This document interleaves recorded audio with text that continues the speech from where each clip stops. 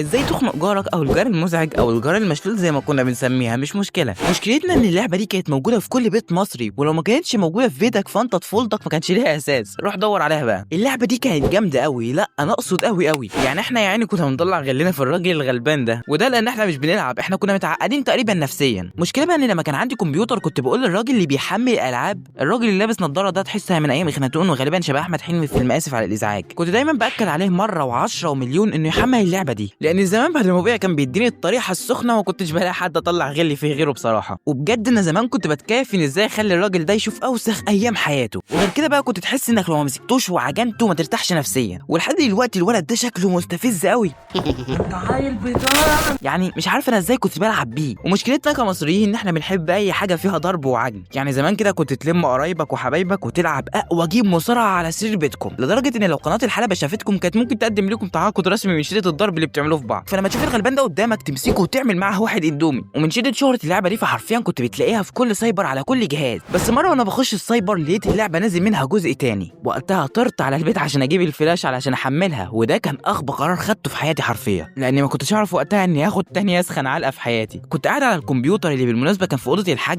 وبلعب وقاعد اطلع غلي بقى في الراجل الغلبان ده، وفجاه ضربت معايا اني لازم اخش الحمام. فاول ما دخلت سبت الشاشه مفتوحه ويا ريتني قفلتها. وقتها الحاج كان جاي تعبان من الشغل ودخل وبص على الكمبيوتر ولقي المنظر ده.